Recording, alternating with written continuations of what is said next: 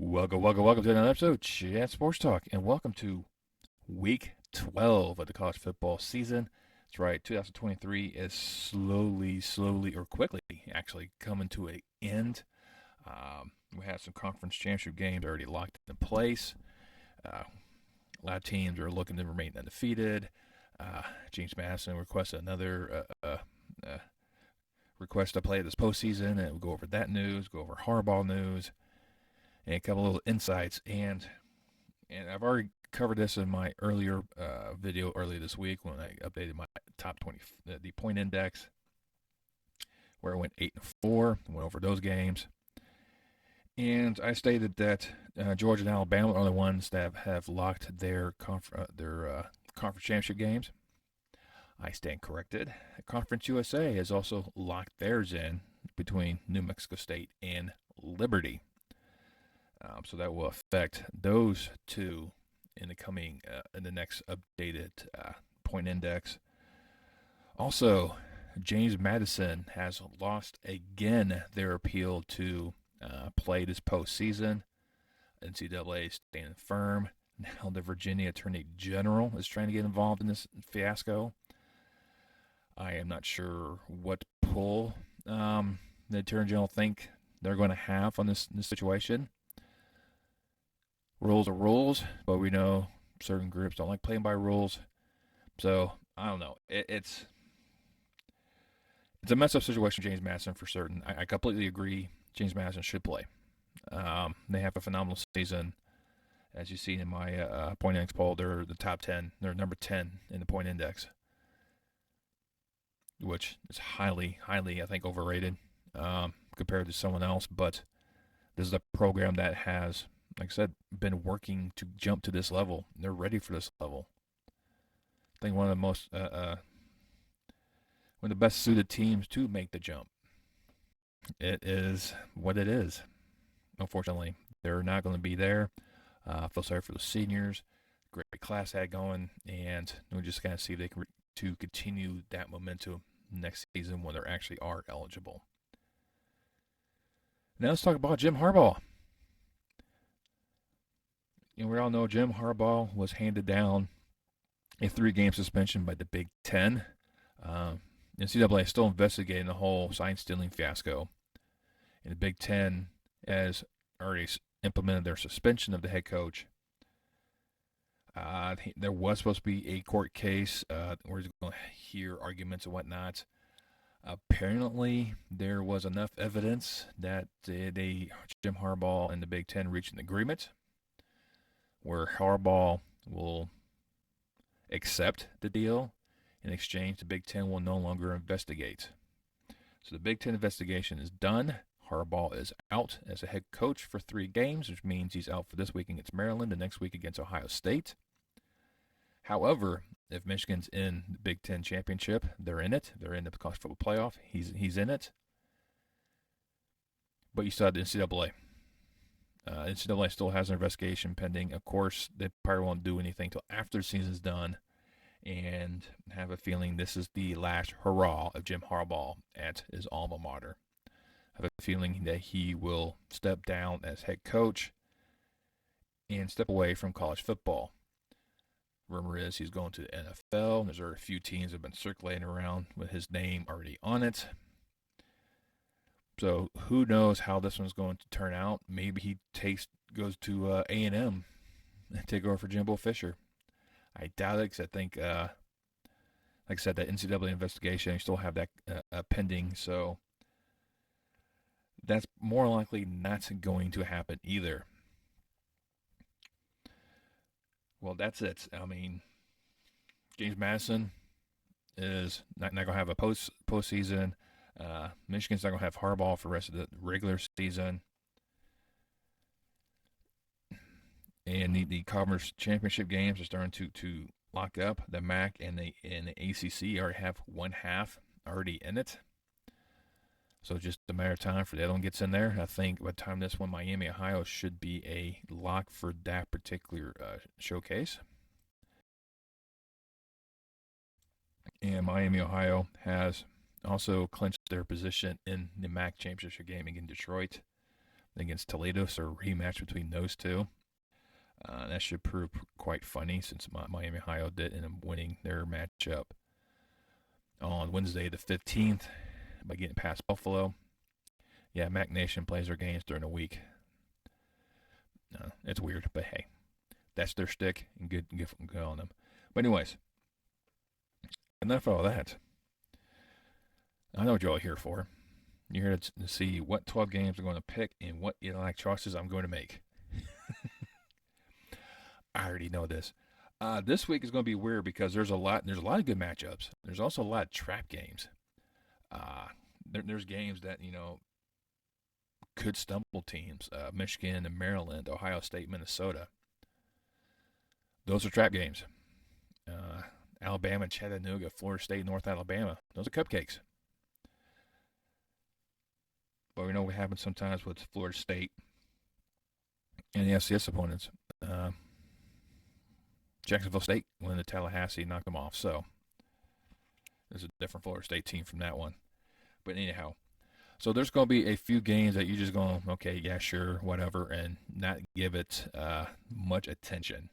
So I'm going to dive through the whole Saturday slate of action and define 12 games. I'll go find interesting and give you my take, and you take my advice and leave it or take it.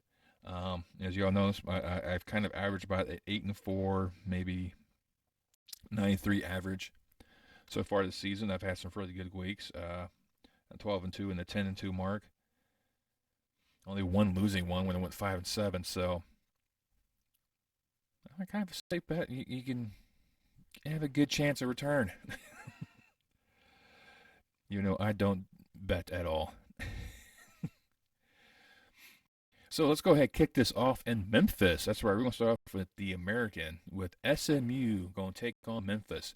This is the key matchup between two of the top 4 programs in the conference. There's 4 programs I think are still in running for the slots for the American Championship, with SMU, Tulane, UTSA all undefeated, and Memphis with only 1 loss. Memphis needs this win to get them in. I'm sure there's a few other onion layers you have to go through to really pinpoint who's going to be in there. But let's go just concentrate on the game at hand. And this is going to be a really good matchup. Both programs are 8-2, both doing extremely well. A lot of people think Memphis got overlooked when the ACC went expanding. But you remember Notre Dame pushed for Cal, Stanford, and SMU. So that way Notre Dame can have recruitments in Texas and California as well as Florida. Just remember that. So that being said, this is going to be a huge matchup. Right now, the highlight players are all in Memphis. I mean, you have Watson in the backfield, 900 yards. He's 91 yards away exactly from a 1,000-yard season. He should have a decent showing himself. He should at least get 80 yards rushing. Hennigan does extremely well. Over 2,000 yards passing, 22 touchdowns. I don't see much difference with him. I think he's going to be another 250-yard passing game. Probably about 2 touchdowns and an interception. Memphis has, like I said, all the talent right now. It looks like on paper. Doesn't always translate well on the field. And right now, but momentum is on SMU's side, and right now they're undefeated in conference play. They're looking to try to remain that at the end of the season, so that way they can solidify their position and face either the winner of the Tulane UTSA matchup. SMU's favored by 8.5. I'm going to push back on that a bit. I think it's going to be a little bit closer. I think Memphis will play this close to heart. I think Memphis will give the Mustangs a lot of trouble. But at the end, I think the Mustangs shall run past the Tigers, escape Liberty Stadium with the victory. And I say at least by 3.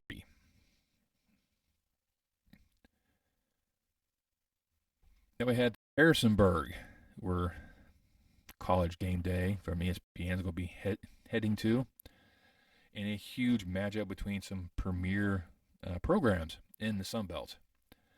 You know, James Madison cannot compete for the Sun Belt Championship or any postseason whatsoever.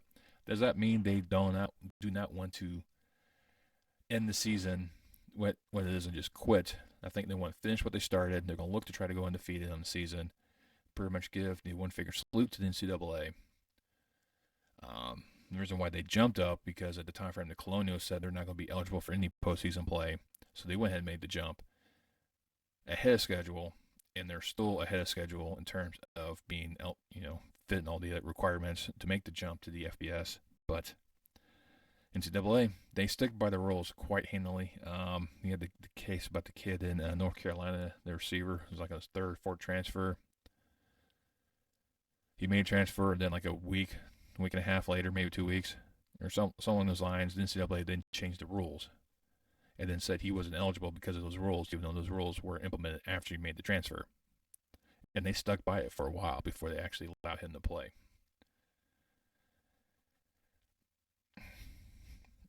That's NCAA for you. But I would personally allow James Madison to play. I mean, if they're going to rack up this impressive record, let him put it to the test. But James Madison has been tested these past couple weeks by teams, so they're not bulletproof. There are some chinks in the armor. In comes probably one of the greatest teams to expose chinks in the armors, Appalachian State. We all know they're winning the Big House years ago now. one of the premier FBS takedowners. The whole David and Goliath story, and they're David, and they always take down Goliath. I think now Jacksonville State falls in that category with them. But anyways, but I'm looking at McLeod to continue to his impressive season. He has 2,800 yards total, 26 touchdowns. I think he will continue to amass those great numbers. He will be tested in that backfield. He will spend some time on the ground. There's no question about that. He probably make an errant throw too, so you probably look about a 2 interception game from him. He doesn't throw that many. He only has 7 on the season, so that's a bold statement on my part. Noel for the Mountaineers needs to balance that attack. He only has 766 yards, only 5 touchdowns, more productivity, but he's less than 149 carries. That's it. So when he gets the ball, he runs. He runs a lot and far. So you got to find ways to ensure that the Mountaineers' rushing attack can expose the Dukes as front as they best possibly can. It's gonna be a hard-fought battle. Right now, James Madison's favored by 9. No, I would not be surprised if this is an overtime game. This should be a nice matchup between the two members of the Sun Belt, and I will still go James Madison to win by 2 in this matchup, because I think it's going to be a really, really fun, entertaining, and thrilling matchup. Now we head out to Tucson. We have our first of 4 top 25 matchups, with 17th ranked surprise Arizona Wildcats play host to 22nd ranked Utah Utes. Now the Utes had a great showing up in Seattle, but Penix Jr. was just a little too much. Was able to come back and beat Utah. Arizona continues to buck the trend, go against the odds, and continue to beat ranked opponents. I mean, they're already up to 4 in a row. So when I say it's going to be number 5, because right now it doesn't matter who is quarterback for the Wildcats, who are in charge of that offense does extremely well. The defense is great. You can see what they've done against teams like UCLA, Oregon State, and whatnot. And Utah went toes to toe with Washington. Fell a little short. Right now, Arizona's favored by 1, and I like I said, everything's pointing towards Arizona. I mean, there's a swarm 3.0. The offense is firing on cylinders. They're just enjoying this run. And tried to put the bubble bursting a couple weeks ago, and Arizona went, And so, It's kind of hard to really look at them and not be enthused with them winning and continue to win and continue to throw a monkey wrench in the pack, which was what they like to do. And they're favored by 1, so it lets me know this is a pick'em game, and I get that because Utah is just one of these teams you cannot overlook. I'm going with Utah on this one. I'm uncertain about this wholeheartedly, but while Utah played against Washington, lets me know that they're legit. But Arizona also handled Oregon State, who is another quality team, who I will be mentioning them later on in these picks, mind you. They got the game against Washington. So it's definitely an interesting concept, to say the least, because of somehow Oregon State and Arizona both went out. Arizona get the hedge over Oregon State. Anyhow, I mean, it's weird, but it's this is the pack for you. I'm going with Utah to end the Cinderella run by the Wildcats. Doesn't mean they're done for the season, but we'll kind of slow them down. Now it's time to head to Knoxville. Well, the 18th ranked Volunteers to play host to now the new number 1 in the college football playoff poll, Georgia. And Georgia's already got their date set for Atlanta. They're just looking to close out the season. They're looking to close out the season undefeated, guaranteed a spot in the college football playoff. Staying away is Tennessee, looking to play spoilers as best they possibly can. But you saw what they did against Alabama. They did great in the first half. Second half, they choked. Mizzou just smacked them down. They had no issues with them whatsoever. I think Georgia's going to probably have the same effect as well. I wouldn't be surprised if Tennessee leads at half. I would not. I really think that could be possibly happen, but I think it's going to be like the Alabama games. The second half, Georgia shows up, knocks them out. Right now, Georgia's favored by 10. I mean, I can see why. I mean, don't get me wrong in that aspect. But I'll pump the brakes a little bit on that one. Maybe like a 9 or 7.5, something along those lines. But I do think Georgia would win. Like I said, it'd be second half showing, but Georgia should escape Knoxville and remain undefeated. Then we head back to Iowa City, where last week I predicted Rutgers would go in there and ruin Iowa's chances of winning the West and really throwing the Big Ten West in completely disarray. And then Illinois is starting to perform extremely well, knocking off teams surprisingly. But Illinois is just having a really off season. Altmaier, I mean, he throws about the same amount of interceptions he does touchdowns. Iowa's defense is going to have fun with him. Iowa's looking to with this game, pretty much clinch their position, just waiting for the winner of Michigan, Ohio State. And I don't see any issues with Iowa right now. The way they handle Rutgers was, I think, is a better team than Illinois, and just quite handily beat them. Lets me know that Iowa is probably going to be legit for the West. I don't know how they will handle, in the Big Ten championship. They could do what they did a few years ago and surprise Michigan. But I will pick the Hawkeyes. Right now, they're favored by 3. I think it's going to be more. The Illini just win these weird teams, They're in favor to win, they'll lose, and they're in favor to lose or win. It was close to get blown out. I mean, it's been their MO for decades. Decades. But I think it'll be more by 3, but definitely will go Iowa and then pretty much clinch their spot in Indianapolis. Now they head on to Death Valley in Clemson, South Carolina, where the Tigers play host to the 20th ranked Tar Heels. A nice, huge matchup. Clemson has nothing to play for ACC. They're pretty much out of it. North Carolina has a slim chance of getting in. They have things go right the right way. Miami needs to beat Louisville to really help them out. And North Carolina just needs to win out for the rest of it. And This is going to be a tough matchup. Clemson came out against Notre Dame and came out and played and took down the Irish. Now, it's not really difficult to take down the Irish. You just got to know the little weaknesses and be able to exploit them. North Carolina has a running back. They have a huge running game in Hampton, who's over 1,200 yards. Derek May. He is going to be a top-tier first-round quarterback in next year's draft. Over 3,100 yards passing with 21 touchdowns. So, can the North Carolina offense get past this very, very stout Clemson defense? Can Clemson's offense get past the North Carolina defense? It's can Klubnik can really exploit the Tar Heels. And we've seen it happen. Duke gave them a good showing. Virginia exposed them. Notre Dame beat them.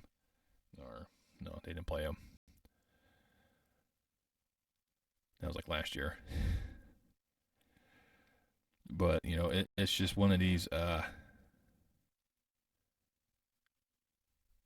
good quality teams. I mean, North Carolina is definitely one of the premier teams in the ACC right now. And Clemson was, a few years back, the premier team in the ACC. So it's almost like I'm changing the guard, but Clemson wants to hold back that right now. Clemson's now favored by 7.5. I think that is extremely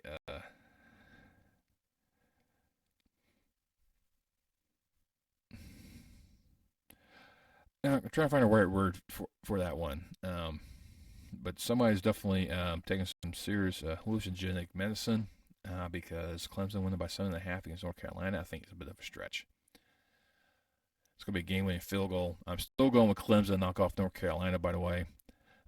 Nothing against North Carolina. They had an excellent season. I think their time, they're not going to make it to the ACC championship. I think Louisville is bound to determine to get there.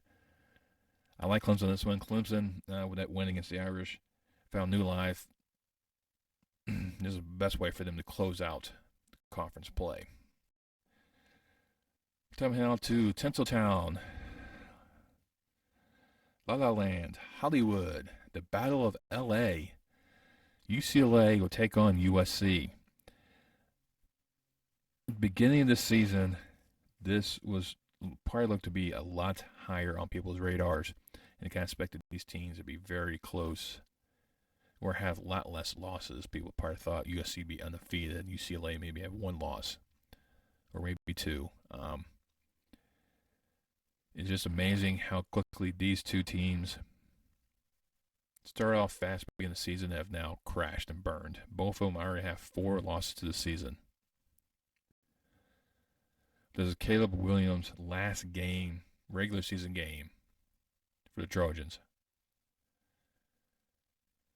He needs to show something because he has lost 4 in a row. They have no shot at anything for the Pac. They'll have a mid-tier bowl game. This is his last game to showcase his abilities for the scouts, and he's still kind of perceived to be the number 1 draft pick. Not sure how, but because he's had a complete collapse this year. But ourselves that Trevor Lawrence didn't look good after winning the national title and still got drafted pretty high. So he still has the talent. He needs to just need to find the right system where he can really, exploit system to the next level. And can the USC's defense hold back UCLA? I think they can. I think all the talent right now is with the USC. USC's right now favored by 6. I actually agree with that entire statement. USC is going to come out here and play for Caleb Williams and play for pride of LA, win the Battle of LA, beat the rivals UCLA to really put a stamp on their season and go, we're 8-4. We could have been better. Things kind of went a little differently here and there, but I think they want to get Caleb Williams to go out on top. I would not be surprised if he went off.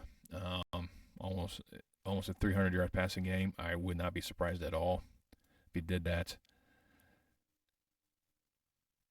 So I think Caleb Williams, like I said, will go out on a high note in his USC career there. Then we head back to ACC, where we have a pair of 4-2 conference opponents. The 7-3 Wolfpack at NC State take on 5-5 Virginia Tech. That's right, Virginia Tech. And still find themselves sneaking around the edges of the ability to go to the ACC championship game after their win at BC last week and really getting them back to 500. NC State hasn't quite really got themselves next level. Armstrong's been a decent quarterback. Concepcion has only 50 receptions, so he's not really getting receptions he needs. So we'll kind of see how things kind of play out as well. Right now, Virginia Tech's favored by 2.5. I still like NC State. I still like them a little bit better. Can they survive that same intro? Probably one of the best over there in Blacksburg. They just really get into that and just go pedal to the metal. But it's going to be a close game. Right now, Virginia Tech's favored by 2.5. Like I said, I'm going NC State. I like them just a little bit better. And we'll see how that one plays out. Then we head back out to Colorado Springs in a huge matchup in the Mountain West between 5-1 conference standing members. Both of them are 8-2 overall.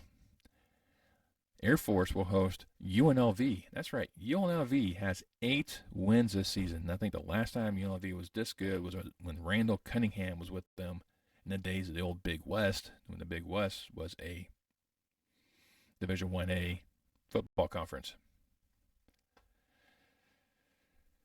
They have since dropped football and just concentrated on basketball. And Air Force now lost 2 in a row. I mean, they had this great start, went 8-0. There was a lot of hype, one of the greatest Air Force teams of all time. And they stumbled. Everyone stumbles. Some stumble in the beginning of the race, some stumble in the middle of the race, some stumble at the end of the race. Air Force stumbled towards the end of the race. Their shot of slow possession of the Commander Chief Trophy went out the window. Now they're just hoping for Navy to beat Army so they could retain it. They're looking to put themselves in the Mountain West Championship game,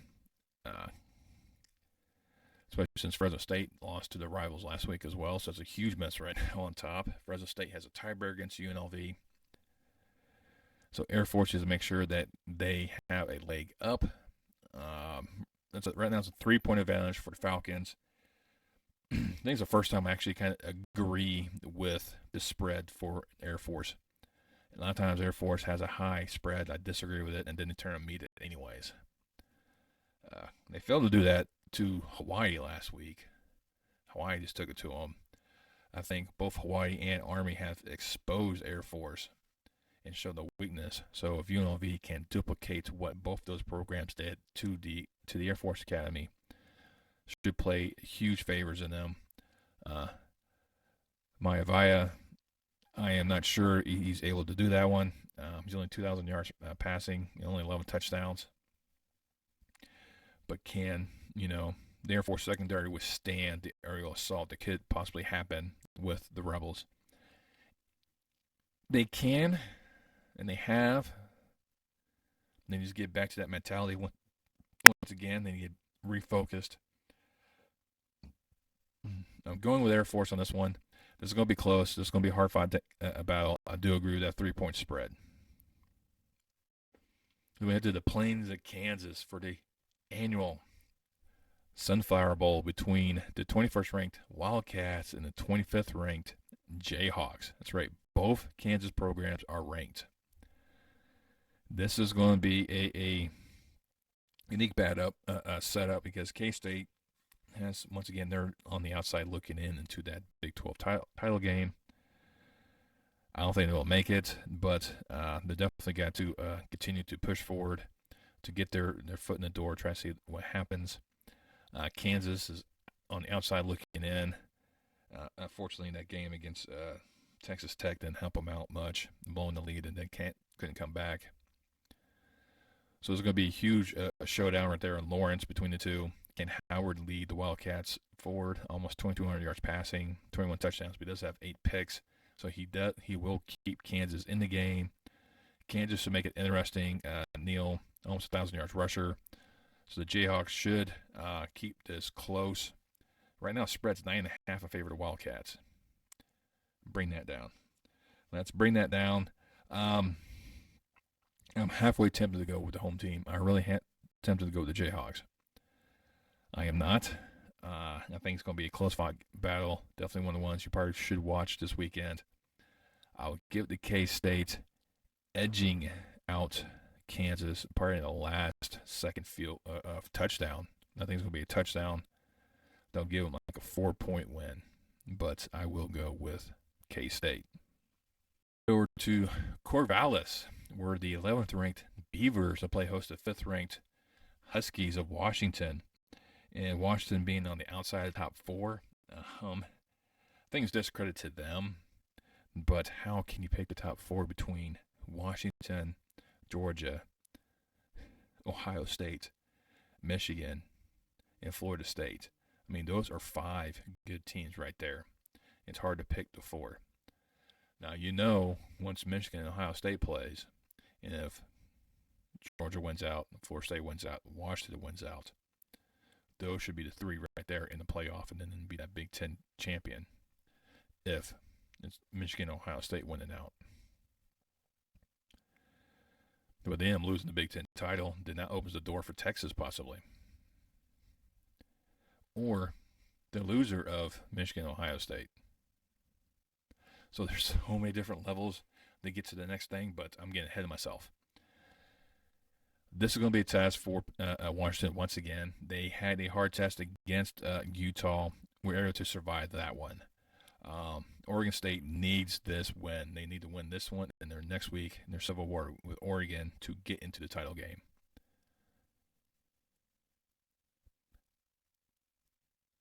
And they're favored by 1 because they're looking at Martinez to lead the Beavers. He's a 1,000-yard rusher. He's definitely going to set the tone for this game. There's no doubt about that one. He's going to set the pace. If they can control time of possession, that would be a huge factor in the outcome of Washington and Penix Jr. But Penix Jr. is one of the top candidates for this year's Heisman. And